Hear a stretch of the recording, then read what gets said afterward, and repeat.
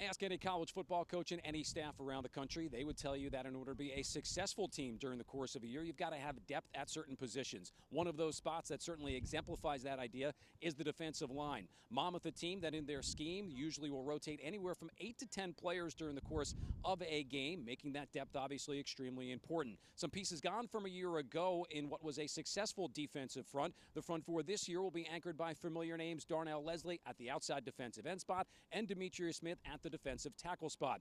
Couple that with a coaching change at the position as well, as defensive coordinator Andy Bobik will take over and run that unit. We preview the defensive line in this look during preseason camp for Monmouth football. Coach, different dynamic this year on the coaching staff. You have been with the linebackers for so many years, moving to the defensive line this year. What's that allow you to do maybe a bit differently during the preseason and as the defensive coordinator? I don't know if it allows me to do anything different. I have to pay more attention to what goes on in the back seven now.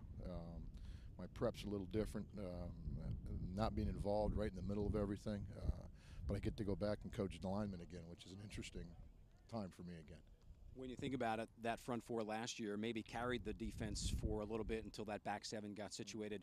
This year, some pieces gone from a season ago, but still some guys back to kind of anchor things early in the season. Yeah, we have some dudes who played a year ago. We have to build some depth right now. We have a lot of young guys trying to get on the bus right now. I think we'll be okay. We got to keep moving forward.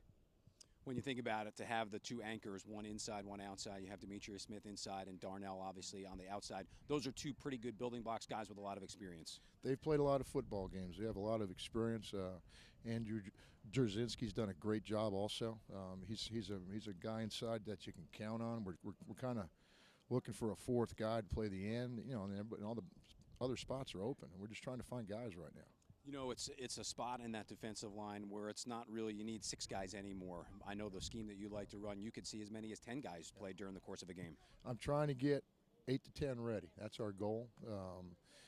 Can we accomplish it? I don't know, but we're working hard. Our guys are working at it. We're learning every day, and we're having fun. What have you seen so far about a week into preseason so far with that unit in particular? It's a learning curve for them. I coach a little different than our previous guy did, and they're working hard. They're learning from me. I'm learning from them again. It's been a long time since I coached Downman, but we're having fun together, and they're working really hard. That's the thing that's impressed me about them. Dimitrius, halfway through this preseason camp for you guys so far, up in that defensive line, it's a unit that has a lot of names back from a year ago, but a lot of new guys trying to make an impact in that group as well. Yeah, I mean, we have the new kid, Jared McGahee. He's going to make an ultimate impact for us. You got Darnell Leslie, Andrew Drzinski, and Jack Idens that's actually back for us now, too. So I think everybody's going to make a great contribution to us.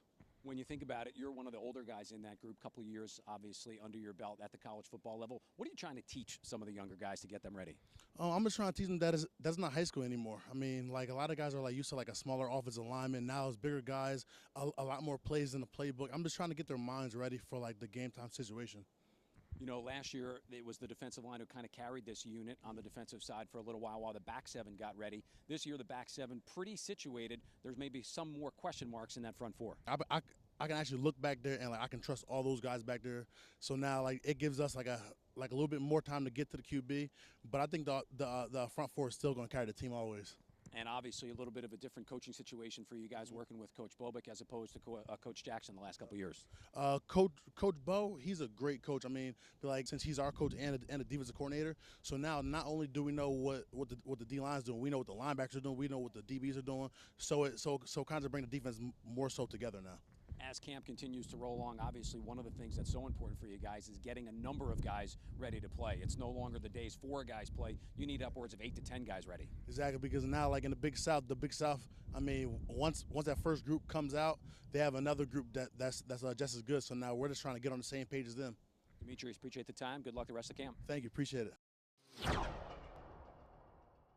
As preseason practice continues here in West Long Branch, we'll continue to keep an eye on what players emerge to be part of that defensive unit. Scrimmage dates coming on the 22nd of August and the 27th, all part of a busy preseason schedule here for Monmouth University football. Be sure to follow us on our various social media platforms, including Facebook, Twitter, Instagram, YouTube, and Snapchat. Covering the Hawks in West Long Branch at Monmouth Stadium, I'm Matt Harmon for the Monmouth Digital Network.